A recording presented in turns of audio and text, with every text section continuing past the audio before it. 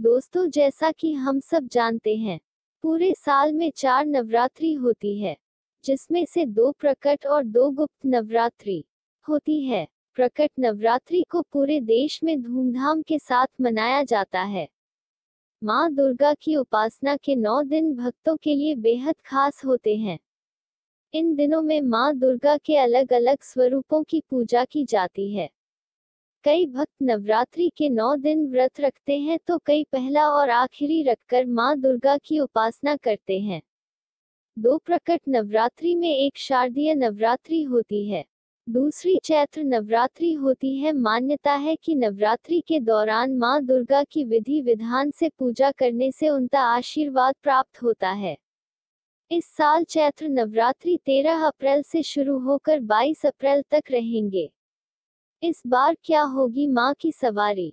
इस साल चैत्र नवरात्रि मंगलवार के दिन से शुरू हो रहे हैं, इसलिए माँ की सवारी अश्व यानी घोड़ा मानी जाएगी।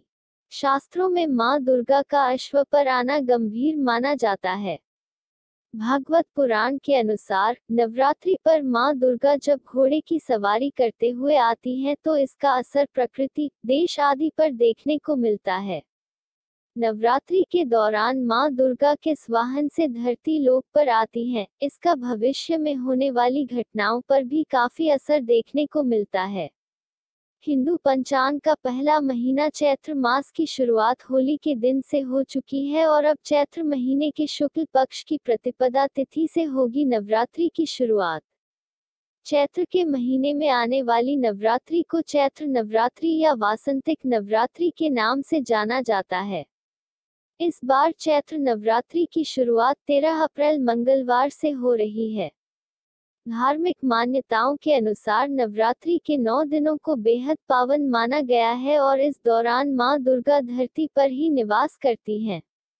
शेर के अलावा माँ दुर्गा के हैं 4 अन्य वाहन।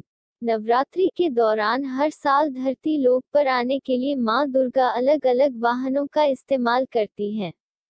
माँ दुर्गा शेर की सवारी करती हैं, ये तो हम सभी जानते हैं, लेकिन शेर के अलावा देवी दुर्गा के 4 अन्य वाहन भी हैं, जिसमें हाथी, घोड़ा, नाव और पालकी शामिल है। हर साल नवरात्रि के दौरान माँ दुर्गा धरती लोक पर आगमन और यहाँ से प्रस्थान करने के लिए अलग अलग वाहनों का इस्तेमाल करती हैं। धार्मिक मान्यताओं के अनुसार देवी दुर्गा जिस वाहन पर सवार होकर धरती लोक पर आती है उसका धरती पर रहने वाले लोगों पर भी असर पड़ता है।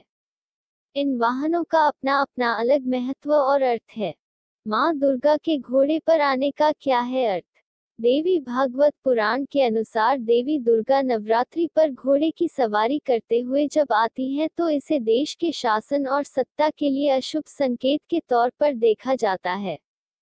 इस दौरान सरकार को विरोध का सामना करना पड़ सकता है और सत्ता परिवर्तन के योग बन सकते हैं।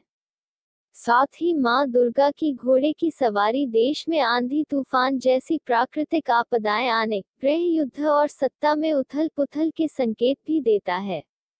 इसलिए माँ दुर्गा की पूजा करने के दौरान आपको माता से सभी लोगों को सुरक्षित रखने की भी प्रार्थना जरूर करनी चाहिए। नवरात्रि का समापन बुधवार के दिन हो रहा है। इसके बारे में भी शास्त्रों में लिखा है कि यदि नवरात्रि की समाप्ति बुधवार को हो तो माँ दुर्गा हाथी पर सवार होकर वापस जाती हैं। ऐसे ही ज्ञान की बातों को जानने के लिए चैनल को सब्सक्राइब करना मत भूलिएगा। धन्यवाद।